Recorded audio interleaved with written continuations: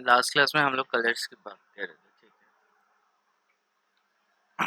Okay, तो last class में हम लोगों ने काफ़ी सारी चीज़ें पढ़ी थी लेंथेनाइड्स के बारे में, कि लेंथेनाइड्स कहाँ एग्जिस्ट करते हैं, क्या उनकी कॉमन प्रॉपर्टीज़ होती हैं, साइज और आयनिक रेडियस वगैरह कैसा इंक्रीज और डिक्रीज होता है, ठीक है। अब हम लोगों को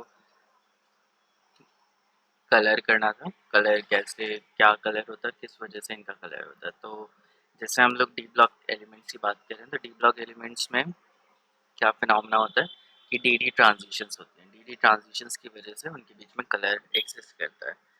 यहाँ पे क्या होता है, यहाँ पे एफ एफ ट्रांजिशंस होती हैं।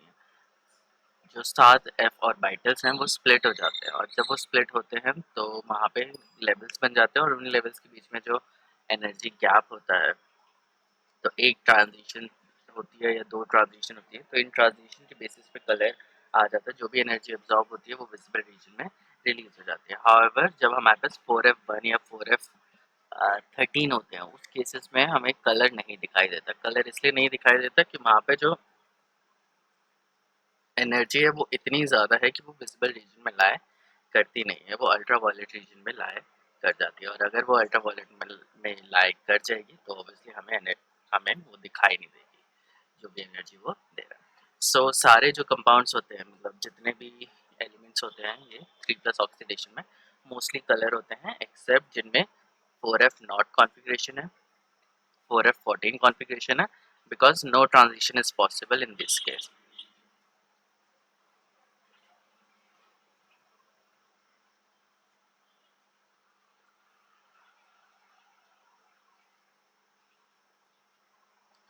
उसके बाद F1 और F13 की बात करें तो F1 और F13 में क्या है कि energy is so high that it doesn't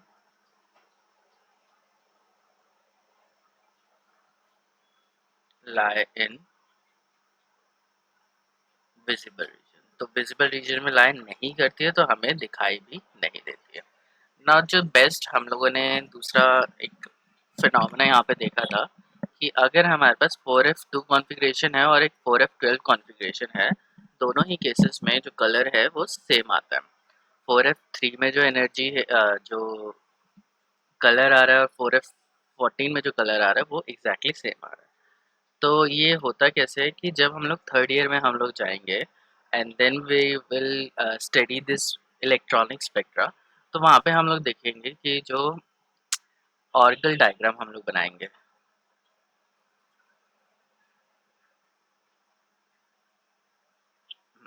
so Orgel diagram के बेसिस पे जब हम लोग बनाते हैं तो F2 एंड F12 का जो ऑर्गल डायग्राम है वो एग्जैक्टली सेम बन जाता है। तो जो स्प्लिटिंग है ना वो एग्जैक्टली सेम है, कब? जब हमारे पास F2 कॉन्फ़िगरेशन या F12 कॉन्फ़िगरेशन। अब कैसे, जब मैं वहाँ पे तुम्हें समझाऊंगा। तो फॉर एग्जांपल अगर मैं डी ऑर्बिटल का अगर बना रहा हूँ,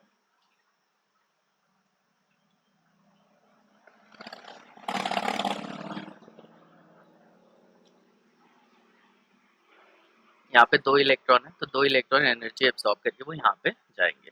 और जब हम लोग इसके अपोजिट कॉन्फ़िगरेशन की बात करेंगे,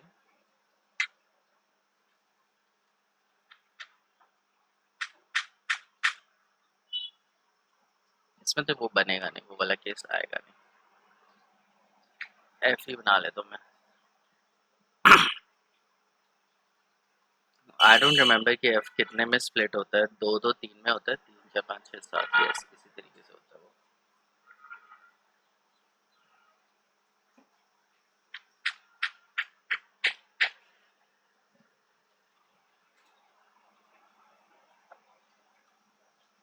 एक दो तीन, अच्छा एक F2 कॉन्फ़िगरेशन हो गई, एक दो तीन चार पाँच छः सात आठ नौ 10 11,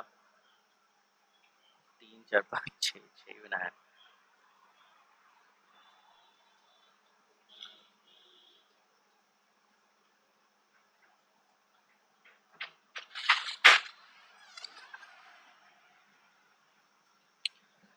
यहाँ से नहीं पता चलेगा। अच्छा उसे छोड़ो, इसमें तुम इसको इस तरीके से कंसिडर करो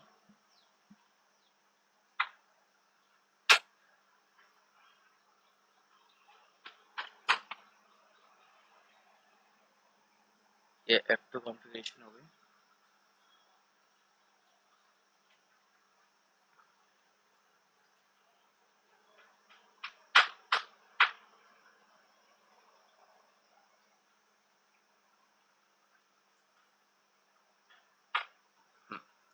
तो ये F12 कॉन्फ़िगरेशन और F2 कॉन्फ़िगरेशन में क्या कॉमन है कि यहाँ पे दो इलेक्ट्रॉन्स हैं, यहाँ पे दो इलेक्ट्रॉन्स है जो ट्रांजिशन करते हैं, और यहाँ पे हमारे पास होते हैं दो पॉजिटिव होल्स।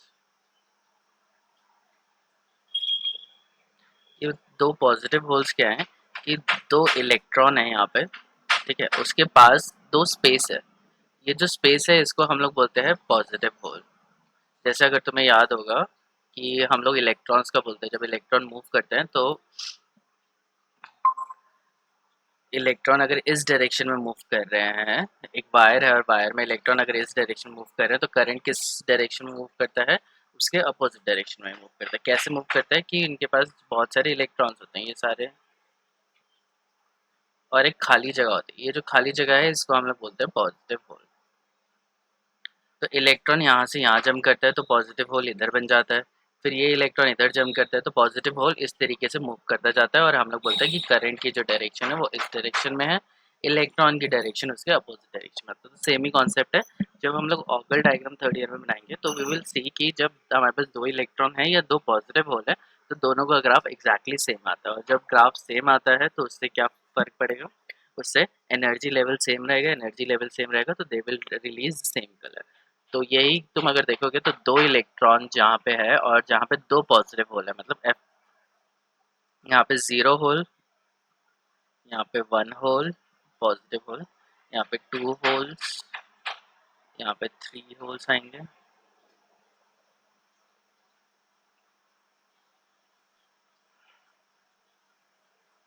6 होल्स, ठीक है। तो F2 और जहाँ पे 4F12 है दोनों का कलर सेम होना चाहिए। F3 और 4F11 का कलर क्या होगा, एग्जैक्टली सेम होगा, क्योंकि 4F11 में तीन होल्स है, तीन होल्स हैं जहाँ पे ट्रांजिशन होती है। 4F10 में देर आर 4 होल्स, तो 4F4 का जो कलर होगा वही कलर होगा। 4F5 में वी हैव 5 इलेक्ट्रॉन्स, 4F9 में वी हैव 5 होल्स, ठीक है। तो इस तरीके से तुम देखोगे कितने स्पेस बचे हुए हैं, उसी बेसिस पे तुम्हें कोरिलेशन पता चल जाएगा कि अगर if we have equal number of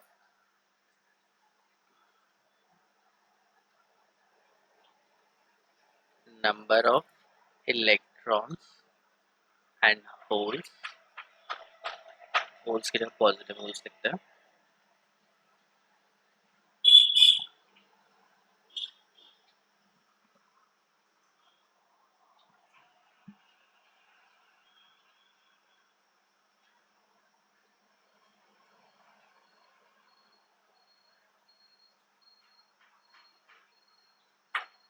तो आयन का जो कलर होगा वो एग्जैक्टली सेम, ठीक है।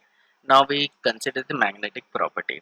अब जैसे मैंने तुम्हें बताया था कि मैग्नेटिक प्रॉपर्टी कलर तो चलो दिखाते हैं, अब मैग्नेटिक प्रॉपर्टी में we are trying to find out कि क्या उनका डायपोल मोमेंट होगा, क्या उनकी मैग्नेटिक मोमेंट होगी। तो जो सबसे बड़ा जो डिफरेंस यहाँ पे डी ब्लॉक के कंपैरिजन में आता है कि यहाँ पे स्पिन ऑनली मैग्नेटिक मोमेंट नहीं होता। यहाँ पे क्या होता है, मैग्नेटिक मूवमेंट, जैसे मैंने बताया था कि मैग्नेटिक मूवमेंट होता है कि इलेक्ट्रॉन की मूवमेंट की वजह से इलेक्ट्रॉन रोटेट करता है और इलेक्ट्रॉन रिवॉल्व भी करता है।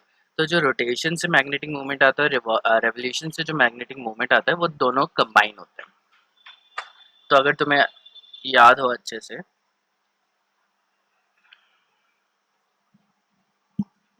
तो पहली चीज पैरामैग्नेटिक और डायमैग्नेटिक का कॉन्सेप्ट तुम्हें पता ही है कि अगर कोई भी इलेक्ट्रॉन नहीं होगा तो वो डायमैग्नेटिक, या सारे इलेक्ट्रॉन पेयर्ड होंगे तो वो पैरामैग्नेटिक, सॉरी डायमैग्नेटिक, और अगर एक या एक से ज्यादा अनपेयर्ड इलेक्ट्रॉन है तो वो पैरामैग्नेटिक होगा।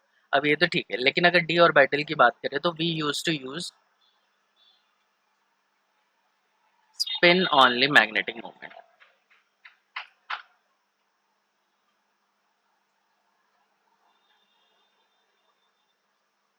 स्पिन ऑनली मैग्नेटिक मूवमेंट क्या आता है कि mu is equals to under root n into n plus two magnetic movement Bohr magneton में हम लोग निकाल लेते थे इसे। Now the case for F block elements is very different. यहाँ पे जो म्यू है वो होता है जी अंडर रूट जे इंटू जे प्लस वन। यस, यही होता है। मैं कोई फॉर्मूला देख लेता हूँ। ठीक है, बोर मैग्नेटॉन। तो एफ ब्लॉक एलिमेंट्स का जो फॉर्मूला होता है मैग्नेटिक मोमेंट निकालने का, वो ये होता है। Now what is g? G is a constant, lattice constant बोलते हैं, and J is total angular momentum. अभी टोटल एंगुलर मोमेंटम क्या होता है? J is equals to L plus S. And what is L and what is L? S stands for spin quantum number, spin angular momentum.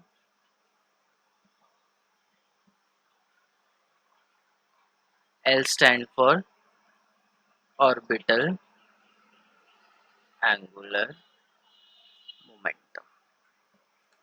Now देखने वाली बात ये है कि इसमें यहाँ पे जो हम लोग यूज करते थे that was spin only magnetic moment.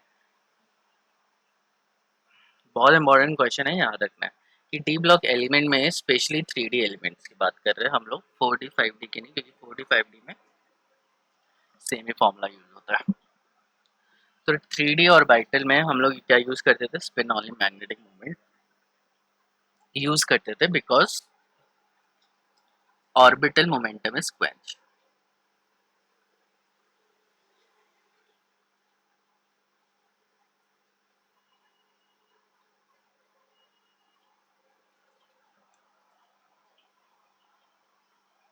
यहाँ पे एफ ब्लॉक में हमारे पास जो टोटल मैग्नेटिक मूवमेंट आता है वो जे की वजह से आता है। J is L plus S. L क्या है? Spin angle, orbital angular momentum और स्पिन एंगुलर। और यहाँ पे आ जाता है रसल सॉन्डर्स कपलिंग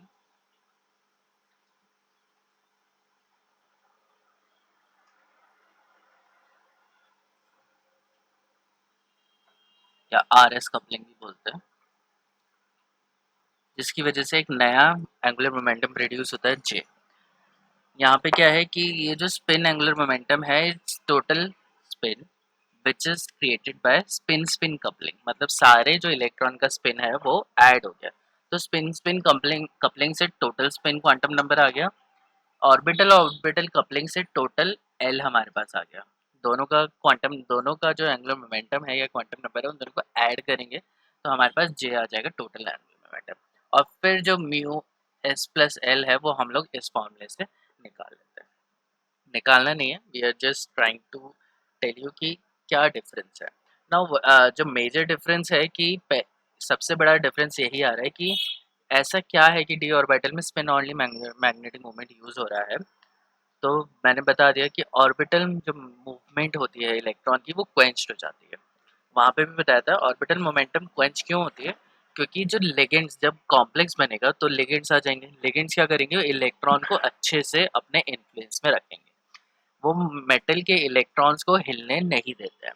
अगर मेटल के इलेक्ट्रॉन हिलेंगे नहीं तो वो सिर्फ रोटेट कर पाते हैं, रिवॉल्व नहीं कर पाते। अगर वो रिवॉल्व नहीं करेंगे तो ऑर्बिटल मूवमेंट नहीं होगा या ऑर्बिटल मूवमेंट नहीं होगा। ऑर्बिटल ऑर्बिट्स में मूवमेंट नहीं होगा तो ऑर्बिटल एंगुलर मोमेंटम भी नहीं आएगा।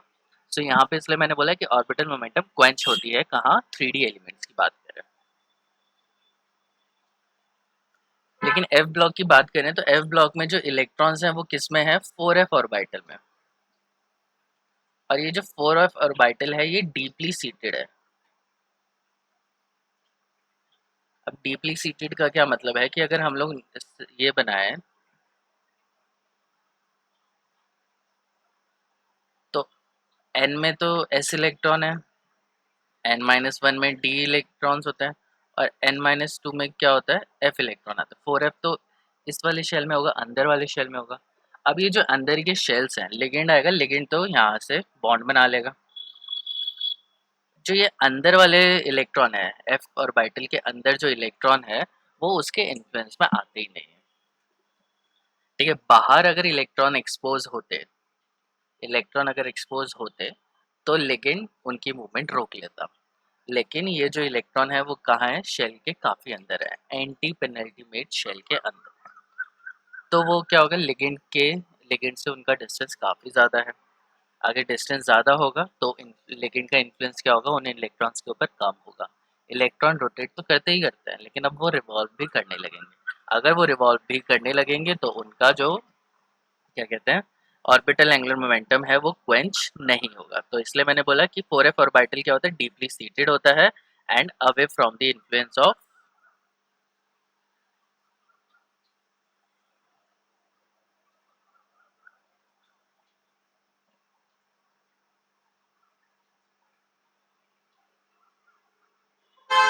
Away from the influence of ligands. ठीक है, तो लिगेंड से वो दूर होते हैं, लिगेंड से दूर होंगे तो लिगेंड उनके ऑर्बिटल एंगुलर मोमेंटम को क्वेंच नहीं कर पाएगा, और हमें जो टोटल मैग्नेटिक मोमेंट मिलेगा वो स्पिन की वजह से भी मिलेगा और ऑर्बिटल एंगुलर मोमेंटम की वजह से भी मिलेगा। तो यहाँ पे क्लियरली लिखा हुआ है जो मैंने तुम्हें बताया कि 4f orbital are quite deeply seated. 4f orbital क्या होता है, बहुत अंदर घुसे होते हैं। These are well shielded from the ligand surrounding, और ये क्या होता है, शील्डेड होता है, मतलब लिगेंड क्या करेंगे, उसको इन्फ्लुएंस बिल्कुल भी नहीं कर पाएंगे। उसका जो फोर्स ऑफ अट्रैक्शन है लिगेंड का वो इनके इस इलेक्ट्रॉन्स तक नहीं पहुंच पा रहा। By the overlapping of 5s orbital and hence the electron residing in 4s orbital are not be able to interact with the surrounding element। तो इसलिए 4f orbital उनके साथ इंटरेक्ट नहीं करते हैं, इसलिए ऑर्बिटल मोशन उनका क्वेंच नहीं होता है। whereas in d block elements orbital momentum quench हो जाता है। डी ब्लॉक में भी किसकी हम लोग बात करें, स्पेशली 3D एलिमेंट्स की, जहाँ पे स्पिन ऑनली मैग्नेटिक मोमेंट हम लोग यूज करते हैं। Mu is equal to under root n into n plus two वाला फॉर्मूला यूज करते हैं। ठीक है, तो एक क्वेश्चन तुम्हारा 100% आएगा। ये क्वेश्चन होगा what is the difference between 3D elements या D block elements with F block elements. तो उसमें ये वाला जो पॉइंट है कि मैग्नेटिक मोमेंट किसका कितना होता है, वो वाला पॉइंट मेंशन करना ज़रूरी है। हो सकता है ये क्वेश्चन डायरेक्टली भी आ जाए, but I am sure, pretty much sure कि क्वेश्चन यही आएगा कि difference between lanthanides and D block elements. तो क्या क्या डिफरेंस होगा, ऑब्वियसली कि एक तो एफ ब्लॉक का एलिमेंट है तो इलेक्ट्रॉन एफ ब्लॉक में जाएगा, एफ ऑर्बिटल में जाएगा, दूसरे का डी ऑर्बिटल में जाएगा। मैग्नेटिक मूवमेंट की बात कर सकते हैं, इलेक्ट्रॉनिक स्पेक्ट्रा की हम लोग बात कर सकते हैं, और क्या होता है, हाँ ऑक्सीडेशन स्टेट की बात करेंगे कि जो लेंथेनाइट होता है उनकी सिर्फ +3 ऑक्सीडेशन स्टेट होती है। एक कॉमन ऑक्सीडेशन स्टेट होती है, वेरिएबल ऑक्सीडेशन स्टेट नहीं होती। डी ब्लॉक के एलिमेंट सारे ही वेरिएबल ऑक्सीडेशन स्टेट दिखाते हैं। और फिर तुम उसके आयनिक और कोवलेंट कैरेक्टर की बात कर सकते हो, डेंसिटी की बात कर सकते हो, जो कि हम लोग अभी थोड़ी देर में पढ़ेंगे। तो अगर मैग्नेटिक मोमेंट की तुम लोग वैल्यूज देखोगे तो अंडर रूट जे इंटू जे प्लस वन से हम लोगों ने कैलकुलेट कर रखी है, और वही सिमिलर वैल्यूज हमारी आ जाती है। अगर सैमरियम और यूरोपियम की अगर हम लोग बात करें तो सैमरियम और यूरोपियम में there is a large difference. I remember कि एमएससी में हम लोगों को ये क्वेश्चन आता था कि why samarium and europium has different magnetic values, कि उनकी जो कैलकुलेटेड वैल्यूज ये आ रही है और एक्सपेरिमेंटल वैल्यूज तो बहुत ही डिफरेंट आ जाती है। तो इसमें जब हम लोग ऑर्गल डायग्राम करेंगे थर्ड ईयर में, तब हम लोग डिसाइड करेंगे कि उनकी जो एफ ऑर्बिटल की जो लाइन्स होती है ना वो मर्ज कर जाती है, तो ट्रांजिशन वहाँ पे हो जाते हैं। तो वो सब जो रिलेशन है वो करना है, तो हमारे सिलेबस में ये नहीं है तो मैं यहाँ पे नहीं बताऊँगा। Now let's come to the physical properties. तो फिजिकल प्रॉपर्टीज में लेंथेनाइट्स क्या होता है, soft, malleable and ductile and have low tensile strength. They are not good conductor of heat and electricity. In general, the atomic volume and the densities of these elements increases with increasing। तो पहली चीज की lanthanides क्या होते हैं, soft होते हैं। हम लोग ने डी ब्लॉक के एलिमेंट्स की बात करी थी और हम लोगों ने बोला था कि जितने ज़्यादा अनपेड इलेक्ट्रॉन्स होंगे उतना ही ज़्यादा हार्डनेस होगा। अब बात आ जाती है एफ ब्लॉक की। एफ ब्लॉक में तो उनसे ज़्यादा इलेक्ट्रॉन है तो ये हार्ड क्यों नहीं है, ये सॉफ्ट क्यों है। तो रीज़न है कि जो एफ ऑर्बिटल है वो डीपली सीटेड है। क्या है वो, डीपली सीटेड। डीपली सीटेड होने की वजह से वो न्यूक्लियस के इन्फ्लुएंस में ज़्यादा होता है, तो इलेक्ट्रॉन एटम से बाहर नहीं निकल सकते। डी ब्लॉक एलिमेंट में क्या होता है कि डी ऑर्बिटल क्या होता है, पेनल्टीमेट शेल में होता है, वहाँ पे न्यूक्लियस के साथ कम इन्फ्लुएंस होता है और वो मेटल मेटल बॉन्ड बना सकता है। एफ ऑर्बिटल क्या होता है, डीपली सीटेड है, इसलिए वो मेटल मेटल बॉन्ड नहीं बना पाएगा। यही सब सारी जितने भी अजीब अजीब प्रॉपर्टीज हैं एफ ब्लॉक एलिमेंट्स की, वो इसी वजह से है कि एफ ऑर्बिटल, 4f ऑर्बिटल अंदर घुसा हुआ है। इतना अंदर घुसा हुआ है कि उसको बॉन्ड बनाने में बहुत परेशानी होती है, और अगर वो बॉन्ड नहीं बनाएगा तो मोस्टली उसके बॉन्ड्स भी आयनिक होते हैं, कोवलेंट बॉन्ड ज़्यादा बनाता नहीं है, और आयनाइजेशन एनर्जी बहुत ज़्यादा होती है, इलेक्ट्रोनेगेटिविटी ज़्यादा हो जाती है। तो वो सारी जो प्रॉपर्टीज़ हैं कि एफ ऑर्बिटल अंदर है, एंटी पेनल्टीमेट शेल में है, एक्सपोज्ड नहीं है, बाहर नहीं दिख रहा, तो एक्सपोज नहीं है तो वो उतने मेटल मेटल बॉन्ड्स नहीं बना सकता। अब ज़्यादा मेटल मेटल बॉन्ड नहीं बनाएगा तो ऑब्वियसली सॉफ्ट होगा। They are also malleable and ductile. तो मेलिएबल और डक्टाइल तो सारे मेटल होते हैं, तो मेटल मेटल बॉन्ड बनाता है, लेकिन उतने मेटल मेटल या उतने एफिशिएंट मेटल मेटल बॉन्ड्स नहीं बनाता जितने डी ब्लॉक के एलिमेंट्स बना सकते हैं। So it is soft but malleable and ductile, जो सारे मेटल्स होते हैं। तो मेलिएबल और डक्टाइल तो तुम हर मेटल के लिए लिख ही सकते हो। इनका क्या होता है, लो टेंसाइल स्ट्रेंथ होता है। They are not good conductor of heat and electricity. And why they are not good conductor of heat and electricity? क्योंकि अगर तुम मेटल का देखो तो मेटल का एक न्यूक्लियस होता है, और इनके जो इलेक्ट्रॉन्स होते हैं वो बाहर, सी ऑफ इलेक्ट्रॉन हम लोग बोलते हैं, तो वो बाहर ऐसे घूम रहे होते हैं। लेकिन अब एफ ऑर्बिटल है, एफ ऑर्बिटल में क्या है कि जो एफ ऑर्बिटल के इलेक्ट्रॉन्स है वो डीपली सीटेड है, तो वो ऐसे बाहर एक्सपोज नहीं होता और वो बाहर नहीं घूम सकते, जिसकी वजह से इनका जो इलेक्ट्रिसिटी या हीट का जो कंडक्टिविटी है वो काफ़ी लो हो जाती है, क्योंकि इलेक्ट्रॉन को खुला नहीं छोड़ा हुआ, इलेक्ट्रॉन को फ्रीडम नहीं है कि वो जैसे चाहे बॉन्ड्स बना सके या जैसे चाहे वो घूम सके। उसके बाद डेंसिटी की अगर हम लोग बात करें तो लेफ्ट टू राइट इंक्रीज होती है, क्योंकि उनका साइज डिक्रीज होता रहता है, साइज डिक्रीज होगा तो डेंसिटी, डेंसिटी क्या है, मास पर यूनिट वॉल्यूम, तो वॉल्यूम कम होती जा रही है, मास बढ़ता जा रहा है, तो डेंसिटी भी बढ़ती चली जाएगी। ठीक है, next we talk about chemical reactivity. All lanthanides are almost equally reactive. सारे लेंथेनाइट्स क्या है, इक्वली रिएक्टिव है। ठीक है, चाहे लेंथेनम की बात करें या ल्यूटेरियम की बात करें। अच्छा, एक और इम्पोर्टेंट क्वेश्चन कि लेंथेनम तो डी ब्लॉक का एलिमेंट है, और उसको हम लोग यहाँ पे क्यों पढ़ रहे हैं, हम लोग इसलिए पढ़ रहे हैं क्योंकि जो लेंथेनम है वो सारे एफ ब्लॉक के एलिमेंट के साथ ही मिलता है। जब हम लोग एक्सट्रैक्शन करते हैं या हम लोग माइनिंग करते हैं, तो माइनिंग में क्या होता है कि जहाँ पे एफ ब्लॉक के सारे एलिमेंट एक साथ मिलते हैं, लेंथेनॉइड कॉन्ट्रैक्शन की वजह से वहीं पे मिलते हैं, और उन सब के साथ लेंथेनम भी मिलता है, क्योंकि लेंथेनम और एफ ब्लॉक एलिमेंट्स की जो प्रॉपर्टी है वो सबकी सिमिलर है। लेंथेनम की जो प्रॉपर्टी है और डी ब्लॉक की जो प्रॉपर्टी है वो काफ़ी हद तक डिफरेंट है, तो इस वजह से लेंथेनम को हम लोग लेंथेनॉइड्स के साथ ही पढ़ते हैं, although it is a D block element. क्या बोल रहा था मैं, रिएक्टिविटी के बारे में बोल रहा था। तो लेंथेनाइट सारे इक्वली रिएक्टिव होते हैं, ऐसा नहीं है कि कोई बहुत ज़्यादा रिएक्टिव है और कोई कम रिएक्टिव है, सब इक्वली रिएक्टिव है। और रीज़न क्या है, रीज़न वही है, हर क्वेश्चन का रीज़न यही है। 4f ऑर्बिटल्स क्या है, they are deeply seated and effectively shielded from the interaction with other elements. तो वो अगर वो अंदर होंगे तो वो बॉन्ड बनाएंगे, नहीं बनाएंगे, नहीं बनाएंगे तो वो उतने रिएक्टिव होंगे ही नहीं। तो सब के सब क्या होते हैं, इक्वली रिएक्टिव होते हैं, चाहे उनकी कॉन्फ़िगरेशन कुछ भी हो। तो 4f electrons in lanthanides are very effectively shielded from the interaction with the other elements by overlapping of 5s, 5p and 6s electron. These elements have very little difference in their chemical reactivity. तो हम लोग बोल रहे हैं कि पहले यहाँ पे 4f है, फिर इसके ऊपर क्या है, 5s है, 5p भी इसके ऊपर है,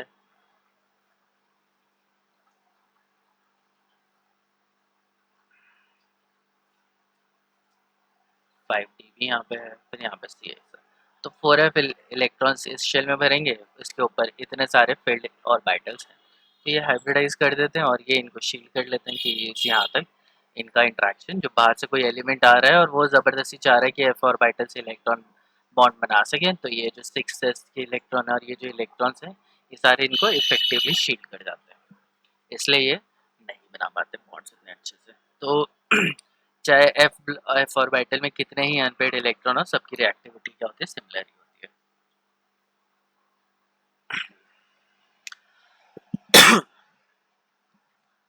नाउ फॉर्मेशन ऑफ कंपाउंड्स। अब सारे जो लेंथेनाइड है वो कौन सी ऑक्सीडेशन, स्टेबल ऑक्सीडेशन स्टेट दिखाते हैं, +3 ऑक्सीडेशन स्टेट दिखाते हैं। एक पॉइंट छूट गया ना पीछे। यहाँ पे ये चीज याद रखनी है कि लेंथेनाइड्स आर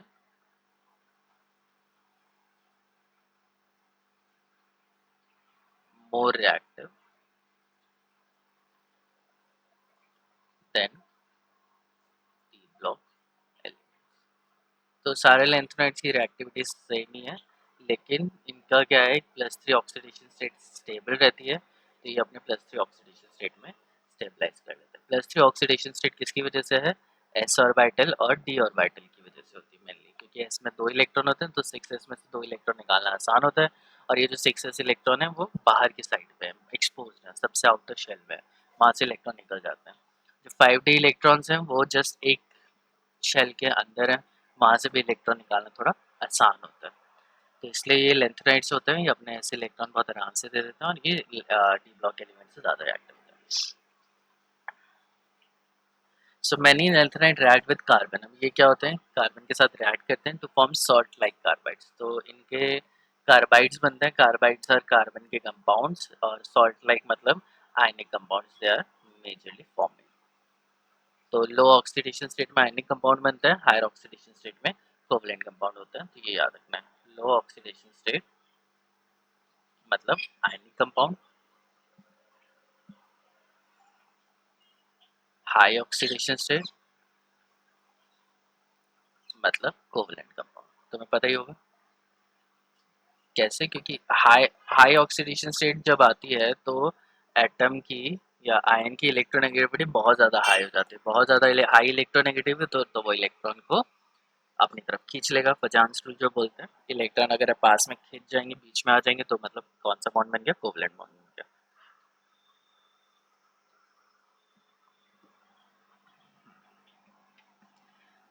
लेंथेनॉइड हाँ सॉल्ट लाइक कार्बाइड्स बनाता है with hydrogen to give salt like hydrides, hydrogen के साथ हाइड्राइड्स देगा, हाइड्राइड्स आर लाइक की MH3 या हाइड्राइड्स हो गए, कार्बाइड्स मेटल, और कार्बाइड में C2 नेगेटिव होता है, yes.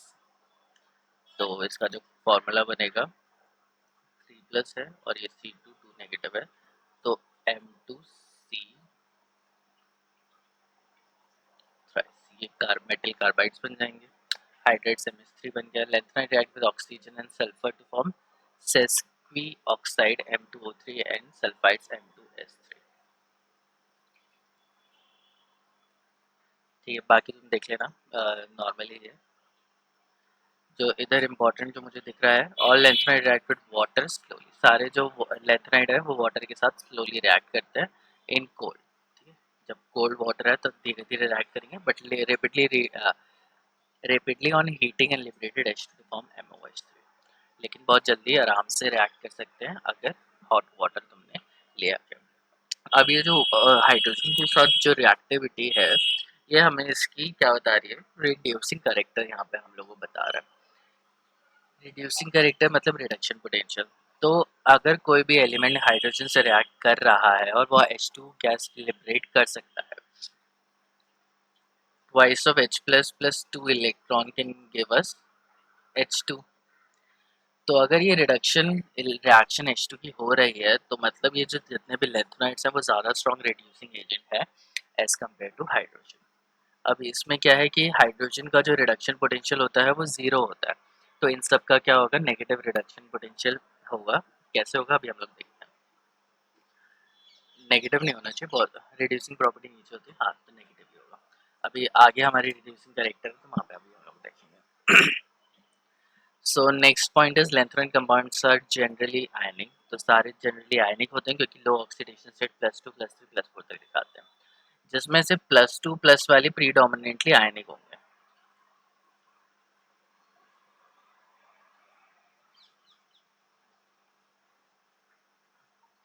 And +4 oxidation state comparatively covalent होगी। ठीक है, ये सारे जनरली आयनिक होते हैं, कलर्ड होते हैं और पैरामैग्नेटिक शो करते हैं। फ्लोराइड, ऑक्साइड, हाइड्रोक्साइड, कार्बोनेट्स और ये सारे जनरली सोल्यूबल होंगे क्योंकि आयनिक कंपाउंड वाटर में सोल्यूबल होते हैं।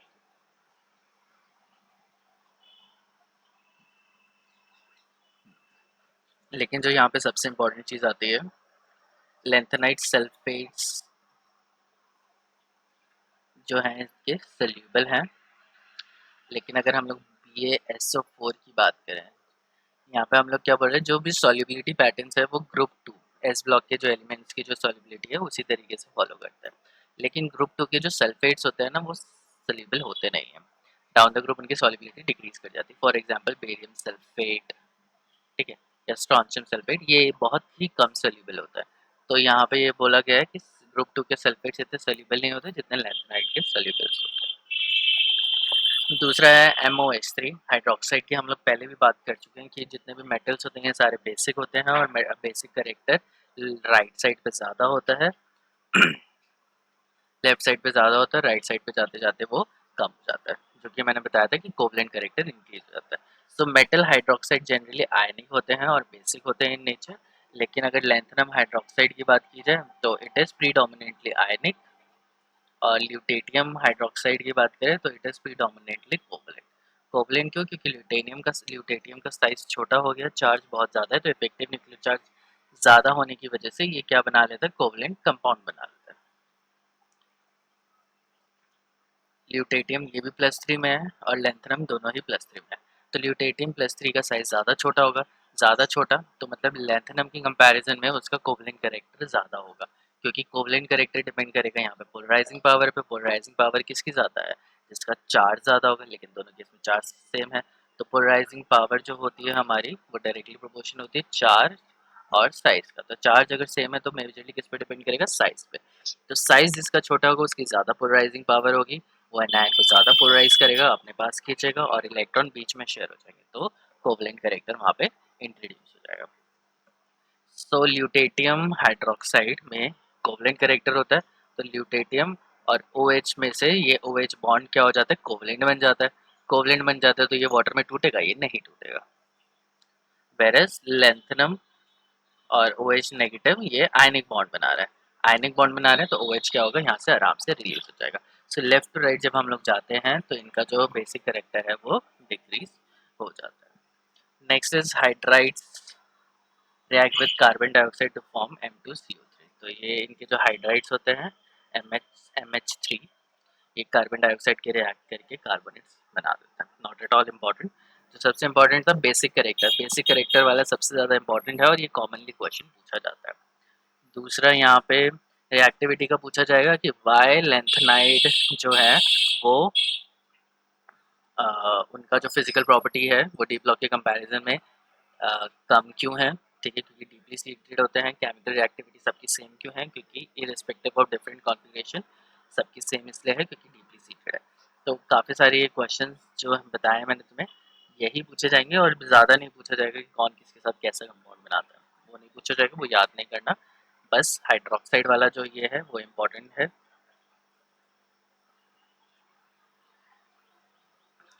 ये वाला इम्पोर्टेंट है कि इनके जो कंपाउंड्स होते हैं वो आयनिक क्यों होते हैं, और chemical reactivity of lanthanide by all सारे के सारे क्या होते हैं? सिमिलर रिएक्टिविटी शो करते हैं। और यहाँ पे फिजिकल प्रॉपर्टी में ये सॉफ्ट क्यों होते हैं? मेलेबल डक्टाइल तो समझ में आ ही रहा है। और ये bad conductor of heat and electricity क्यों होते हैं? ये दोनों चीज़ें इंपॉर्टेंट हैं क्योंकि मेटल बहुत अच्छे कंडक्टर होते हैं हीट और इलेक्ट्रिसिटी के, और जितने ज़्यादा अनपेड इलेक्ट्रॉन होने चाहिए उतने ज़्यादा ही हीट और इलेक्ट्रिसिटी कंडक्ट करने की पावर होती है, बट यहाँ पे ऐसा नहीं है। तो ये जो एक्सेप्शनल क्वेश्चंस वाले क्वेश्चंस हैं वो है। Now we come to an interesting question कि जो डी ब्लॉक के एलिमेंट्स हैं वो कॉम्प्लेक्स बनाते हैं। तो हम लोगों ने अभी सारा कोऑर्डिनेशन कंपाउंड पढ़ा है, तो उसमें हम लोगों ने देखे कितने सारे इन्होंने कॉम्प्लेक्स बना रखे हैं। लेकिन एफ ब्लॉक के एलिमेंट्स कॉम्प्लेक्स कंपाउंड नहीं बनाते हैं और बहुत कम बनाते हैं। और ऐसा क्यों होता है? तो यहाँ पे ये है कि पहली चीज़ की इनकी वेरिएबल ऑक्सीडेशन स्टेट नहीं होती है।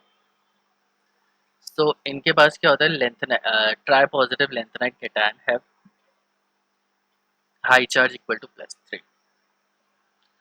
तो कॉम्प्लेक्स बनाने के लिए सबसे इंपॉर्टेंट चीज़ क्या होती है कि उनके ऊपर जो उनकी जो पोलराइजिंग पावर होनी चाहिए वो ज़्यादा होनी चाहिए, मतलब पॉजिटिव चार्ज ज़्यादा होना चाहिए। अगर पॉजिटिव चार्ज ज़्यादा है तो वो लिगेंड के इलेक्ट्रॉन को अपने पास खींच के बॉन्ड बना लेंगे। लेकिन इनके पास क्या होता है, +3 ऑक्सीडेशन स्टेट होते हैं, लेकिन एफ ब्लॉक के जो इलेक्ट्रॉन्स होते हैं वो डीपली सीटेड होते हैं। डीपली सीटेड होने की वजह से वो लिगेंड के इन्फ्लुएंस में उतना नहीं आता, तो वो बॉन्ड इतनी आराम से नहीं बनाएंगे, पहली चीज़। Yet their size to yet their size so large that their charge to radius ratio becomes so small that these anion have very poor tendency to form complex। तो कॉम्प्लेक्स बनाने के लिए हमें क्या चाहिए होता है, हाई चार्ज, स्मॉल साइज। ठीक है, चार्ज भी हमें ज़्यादा चाहिए, साइज भी हमें बड़ा चाहिए, सॉरी छोटा चाहिए। लेकिन इनकी जो चार्ज टू साइज रेशो है वो इतनी परफेक्टली नहीं आती है कि वो प्रॉपरली कॉम्प्लेक्स बना सके। ठीक है, तो जैसे पूछा जाता है कई बार कि लिथियम कॉम्प्लेक्स क्यों बनाता है, लिथियम कॉम्प्लेक्स बना रहा है, मैग्नीशियम कॉम्प्लेक्स बना रहा है, although they R S block elements. तो लिथियम पॉजिटिव जो है, लिथियम पॉजिटिव में तो नोबल गैस कॉन्फ़िगरेशन अटेन कर लिया, या मैग्नीशियम 2+ है उसने भी नोबल गैस कॉन्फ़िगरेशन अटेन कर लिया। लेकिन लिथियम और मैग्नीशियम जो कि एस ब्लॉक के एलिमेंट है, पहली पहली इंपॉर्टेंट चीज़ कि एस ब्लॉक के एलिमेंट भी कॉम्प्लेक्स बना रहे हैं। उसमें से कौन बना रहा है, लिथियम और मैग्नीशियम बना रहा है, बाकी कोई नहीं बनाता। तो इनका रीज़न क्या है कि लिथियम और मैग्नीशियम के पास क्या है, स्मॉल साइज है। तो तुम्हें दिख रहा है कि कॉम्प्लेक्स बनाने का जो टेंडेंसी है वो साइज के ऊपर डिपेंड करती है। जिसका जितना ज़्यादा स्मॉल साइज होगा उतना ज़्यादा वो कॉम्प्लेक्स बनाएगा। एंड हाई इलेक्ट्रोनेगेटिविटी, तो स्मॉल साइज होना चाहिए, चार्ज ज़्यादा होना चाहिए और इलेक्ट्रोनेगेटिविटी भी ज़्यादा होना चाहिए। अगर ये तीन चीज़ें ज़्यादा हैं तो वो कॉम्प्लेक्स बना लेता है।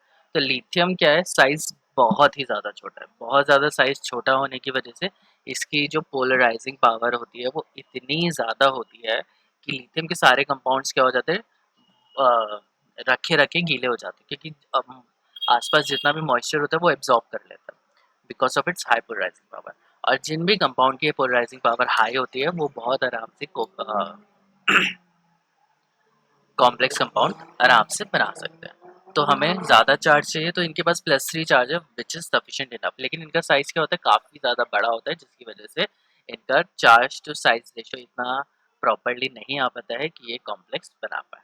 लेकिन ये ज़रूर कॉम्प्लेक्स ज़रूर बनाते हैं, किसके साथ, पॉलीडेंटेड लिगेंड के साथ, लाइक किलेटिंग लिगेंड के साथ, जैसे EDTA हो गया, सिट्रिक एसिड हो गया, ऑक्सालिक एसिड हो गया, एसिटाइल एसीटोन हो गया, या नाइट्रोजन कंटेनिंग कंपाउंड है, इनके साथ ही कॉम्प्लेक्स आराम से बना लेते हैं। लेकिन बाकी जो जैसे कार्बन के कुछ लिगेंड्स है, कार्बन मोनोऑक्साइड या कार्बन, उनके साथ इनसे नहीं बनाए जाते, क्योंकि उसके लिए हमें क्या चाहिए, small size and high charge with high electronegativity, जो कि इनके पास उतनी नहीं होती है। Now we come to this properties dependent upon standard reduction potential. अब इनका जो स्टैंडर्ड रिडक्शन पोटेंशियल है, रिडक्शन पोटेंशियल मीन ज़्यादा रिडक्शन पोटेंशियल मतलब ज़्यादा टेंडेंसी है टू गेट रिड्यूस, जल्दी रिड्यूस हो जाएगा, वो अच्छा रिड्यूसिंग एजेंट होगा, ऑक्सीडाइजिंग एजेंट होगा, सॉरी, मुझे ये बार बार दिमाग में रखना पड़ता है क्योंकि मैं बार बार भूल जाता हूँ। तो higher is the reduction potential,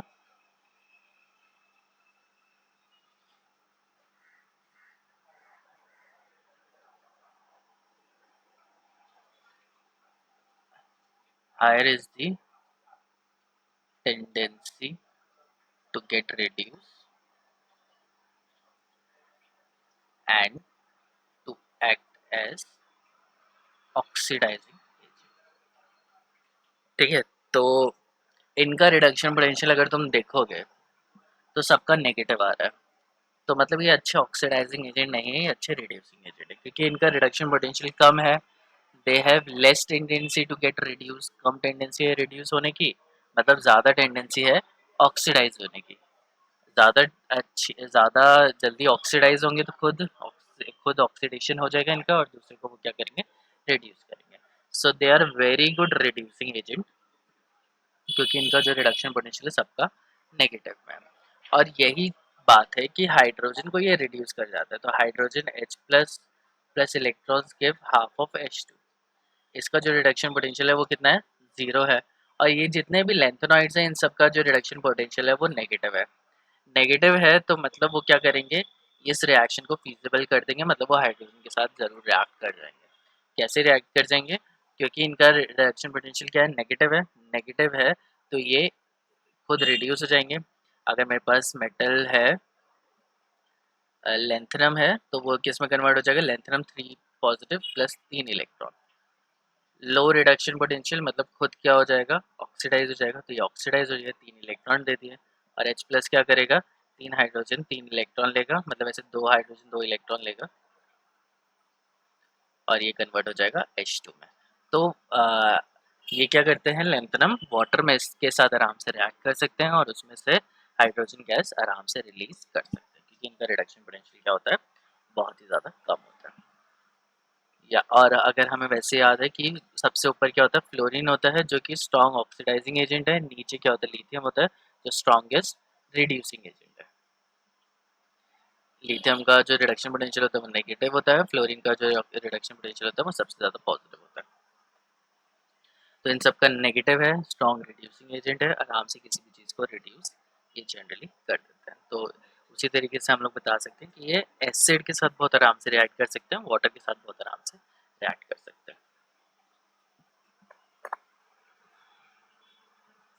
तो वही सारी चीज़ें जो मैंने लिखी हैं वो बता रखी है। Since lanthanide have high negative reduction potential, these elements have strong tendency to lose their 3 electron. तो ये बहुत आराम से अपने 3 इलेक्ट्रॉन दे देते हैं and they undergo oxidation and are strong reducing agent. तो इसलिए ये क्या होंगे, स्ट्रॉन्ग रिड्यूसिंग एजेंट होंगे। अब क्या है, with the increase in reduction potential from lanthanum to lutetium, अगर हम लोग यहाँ पे चेक करें तो लेंथेनम की क्या है, -2.52 है और ल्यूटेटियम की है -2.25। There is not very much difference, बहुत ज़्यादा डिफरेंस नहीं है, स्टिल देयर डिफरेंस। तो हम लिख देख रहे हैं कि रिडक्शन पोटेंशियल डिक्रीज हो रहा है, तो यहाँ पे मैं लिख देता हूँ।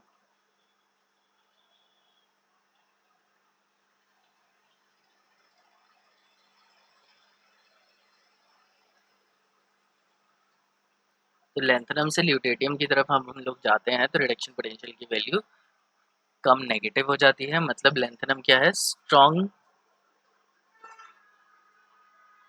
रिड्यूसिंग एजेंट है और lutetium is weaker reducing agent. मतलब बहुत वीक नहीं है, इन सब के कंपैरिजन की बात कर रहे हैं, नेगेटिव और काफ़ी अच्छा नेगेटिव वैल्यू है इसकी। बट लेंथेनम और ल्यूटेटियम और इन ये जो सारे एलिमेंट है इनके बीच में हम लोग बात कर रहे हैं, तो उन सब में से ल्यूटेटियम क्या है, सबसे वीक रिड्यूसिंग एजेंट है और लेंथेनम क्या है, सबसे स्ट्रॉन्ग रिड्यूसिंग एजेंट है। ठीक है, ये अब ये जो रिडक्शन की जो प्रॉपर्टी आती है उसमें सेवरल पॉइंट्स इंक्लूड करने पड़ते हैं, जैसे हाइड्रेशन एंथैल्पी, क्योंकि ऑक्सीडेशन रिडक्शन वाटर में होता है या किसी सॉल्वेंट में होता है, तो हाइड्रेशन या सॉल्वेशन एनर्जी इंक्रीज करनी पड़ती है, कितनी वो जल्दी, कितनी स्टेबिलिटी है, वो सारे फैक्टर्स यहाँ पे आ जाते हैं, सब्लिमेशन एनर्जी कितनी है, आयनाइजेशन एनर्जी कितनी है, वो सारे फैक्टर यहाँ पे इंक्लूड होंगे। बट हमें बस यही बात करनी है कि कैसे इंक्रीज और डिक्रीज हो रही है, क्योंकि वो सारा ऑलरेडी हम लोग पढ़ा हुआ है फर्स्ट ईयर में। Next is electropositive character. So electropositive character क्या होता है, टेंडेंसी टू लूज इलेक्ट्रॉन, कौन जल्दी इलेक्ट्रॉन लूज करेगा, तो कौन इलेक्ट्रॉन लूज करेगा, जिसका ज़्यादा मेटालिक करेक्टर वो जल्दी इलेक्ट्रॉन लूज करेगा। और अभी रिडक्शन पोटेंशियल देखते हुए हम लोग आ रहे हैं कि लेंथेनम बहुत जल्दी इलेक्ट्रॉन रिलीज कर देता है, क्योंकि उसका ज़्यादा मतलब ज़्यादा अच्छा रिड्यूसिंग एजेंट होता है, बहुत जल्दी ऑक्सीडेशन हो जाता है। और ल्यूटेटियम का इतना आराम से ऑक्सीडेशन नहीं होता है, तो मतलब लेंथेनम का इलेक्ट्रोपॉजिटिव करेक्टर ज़्यादा है एज कम्पेयर टू ल्यूटेटियम, और electropositive character left to right क्या होगा यहाँ पे, डिक्रीज होगा, same as the periodic table. जैसे एस ब्लॉक का इलेक्ट्रोपॉजिटिव करेक्टर बहुत ज़्यादा होता है, बहुत ज़्यादा इलेक्ट्रोपॉजिटिव होता है, they are least electronegative. P block की साइड जाते हैं तो वो बहुत ज़्यादा इलेक्ट्रोनेगेटिव होता है, बहुत कम इलेक्ट्रोपॉजिटिव होता है, तो same is the concept. Liberation of hydrogen from H2, ये हम लोग पहले भी बात करते हैं, कर चुके, कोल्ड वाटर के साथ इतनी आराम से ये रिएक्ट नहीं करते हैं, लेकिन अगर हम लोग इन्हें हीट करेंगे तो ये बहुत आराम से हाइड्रोजन गैस लिबरेट कर देंगे, क्योंकि they are very good reducing agents. और इतने अच्छे रिड्यूसिंग एजेंट नहीं है कि कोल्ड वाटर के साथ रिएक्ट कर ले, लिथियम कोल्ड वाटर के साथ भी रिएक्ट कर लेगा। Now we come to the important points. Important points मतलब यहाँ से दो इम्पॉर्टेंट क्वेश्चन निकल के आते हैं एक्सट्रैक्शन से। एक्सट्रैक्शन मतलब कि लेंथेनॉइड्स, जैसे हम लोगों ने बताया कि इनके साथ लेंथेनॉइड कंट्रैक्शन की वजह से बहुत बड़ी प्रॉब्लम है कि सारे लेंथेनॉइड्स का जो साइज होता है, उनकी केमिकल और फिजिकल प्रॉपर्टीज होती है, सबकी सेम होती है। और जब ये नेचर में हम लोग माइनिंग करते हैं, ज़मीन को खोद के हम लोग ये एलिमेंट्स निकालते हैं, तो सारे के सारे एक साथ निकल जाते हैं। तो ये पहली चीज़, ये निकलते कहाँ से? मोनोज़ाइट सैंड से निकलते हैं। नाम याद करना ज़रूरी है, मोनोज़ाइट सैंड। अब ये जो मोनोज़ाइट सैंड होती है, इसमें ऑब्वियसली सैंड होगी, मतलब सिलिका होगा, और उसके साथ ये सारे एलिमेंट्स होंगे। तो लेंथेनम भी इनके साथ ही मिलेगा, चाहे वो डी ब्लॉक का एलिमेंट है, लेकिन प्रॉपर्टी तो सबकी सेम ही है। तो जिनकी सबकी प्रॉपर्टी सेम होती है, वो सारे नेचर में एक ही साथ एग्जिस्ट करते हैं। अब इनकी सारी फिजिकल और केमिकल प्रॉपर्टी सेम होने की वजह से जब इनको इनकी माइनिंग की जाएगी, तो सब एक जगह पे हमें मिल जाएंगे सारे एलिमेंट्स। अगर लेंथर मिलेगा तो वहाँ पे बाकी एलिमेंट्स भी 100% मिलेंगे। तो अब ये मिल जाते हैं, अब इनको सेपरेट करना क्या हो जाता है, बहुत ही ज़्यादा डिफिकल्ट हो जाता है। तो अगर तुम देखो कि मेटलर्जी जहाँ पे भी की जाती है, मतलब कोई भी एलिमेंट खोद के निकाले जाते हैं, तो उसके साथ बहुत सारी इम्प्योरिटीज़ होती है। चाहे आयरन तुम निकाल रहे हो, गोल्ड निकाल रहे हो, या कुछ भी और निकाल रहे हो, तो उनके साथ बहुत सारी फालतू की इम्प्योरिटीज़ होती हैं। जैसे अगर तुमने गोल्ड निकाला है, तो उसके हो सकता है कि वहाँ पे सिल्वर या प्लैटिनम भी साथ में अवेलेबल हो। प्योर गोल्ड कहीं नहीं निकलेगा, गोल्ड के साथ बाकी कुछ एलिमेंट्स भी ज़रूर निकलेंगे। फिर उसको मेल्ट किया जाएगा, उनकी फिजिकल और केमिकल प्रॉपर्टीज़ के बेसिस पे उन्हें सेपरेट किया जाता है। Same is the case with each and every element. Diamond को अगर छोड़ दो, तो बाकी तो 90% जितने भी एलिमेंट्स हैं वो इम्प्योर ही निकलते हैं।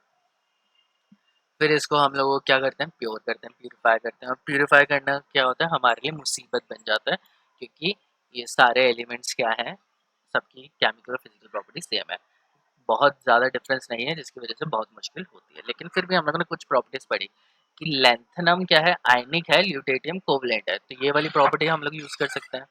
और भी बेसिसिटी की प्रॉपर्टीज़ हो गई, जैसे लेंथेनम ज़्यादा बेसिक होता है, ल्यूटेटियम कम बेसिक होता है। तो इस तरीके की जो छोटी मोटी फिजिकल प्रॉपर्टीज़ में डिफरेंस है, उनको यूज़ करते हुए इनको डिफ्रेंशिएट किया जाता है, इनको अलग अलग किया जाता है।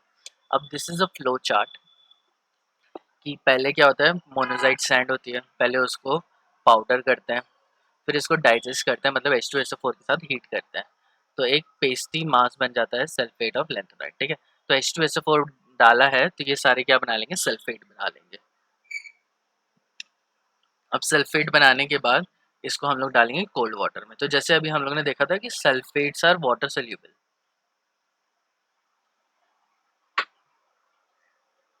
Unlike unlike second group, s block के सेकेंड ग्रुप के तरह इनके सल्फेट इनसोल्यूबल नहीं होते हैं। तो कोल्ड वाटर में डालेंगे तो जितने भी सल्फेट्स होंगे वो सोल्यूबल हो जाएंगे, और जितना भी जो बचेगा वो पीपीटी होगा, सिलिका का SiO2 का। SiO2 क्या है, सैंड। ठीक है, मिट्टी इधर हो जाएगी और सोल्यूशन में बन जाएंगे सारे लेंथेनाइड आ जाएंगे। फिर इसको क्या किया जाएगा, neutralise with the mixture of lanthanide oxide. तो लेंथेनाइड ऑक्साइड के मिक्सचर के साथ उसको न्यूट्रलाइज किया जाएगा। न्यूट्रलाइज करके जो पीपीटी बनेगा, उसमें थोरियम, जिरकोनियम और टाइटेनियम होंगे। तो ये डी ब्लॉक के एलिमेंट्स भी इन्हीं के साथ हैं। फिर एक सोल्यूशन बनेगा, उसमें Na SO4 डालेंगे। Na SO4 में solution containing heavy lanthanide, GD से ल्यूटेटियम तक, वो इधर आ जाएंगे, और बाकी वाले पीपीटी में आ जाएंगे। डबल सॉल्ट्स बना लेंगे ये लेंथेनाइड का, लेंथेनाइड टू सैमरियम। तो लेंथेनाइड टू सैमरियम को अलग कर लिया गया है, और गैडिलोनियम टू ल्यूटेटियम ये अलग हो गया। ठीक है, अब ये गैडिलोनियम टू ल्यूटेटियम इनको अलग किया जाएगा अलग अलग प्रोसेस से। लेंथेनम टू सैमरियम में हॉट NaOH डाला जाएगा, तो हाइड्रोक्साइड बनाएगा, और उसके बाद उसको ड्राई किया जाता है, तो इसमें ये सारे ऑक्साइड्स बन जाते हैं। ठीक है, पहले क्या बनाया, हाइड्रोक्साइड्स बनाया, हाइड्रोक्साइड को हीट करोगे तो उसमें से वाटर रिलीज हो जाएगा, तो फिर वो ऑक्साइड रह जाएगा।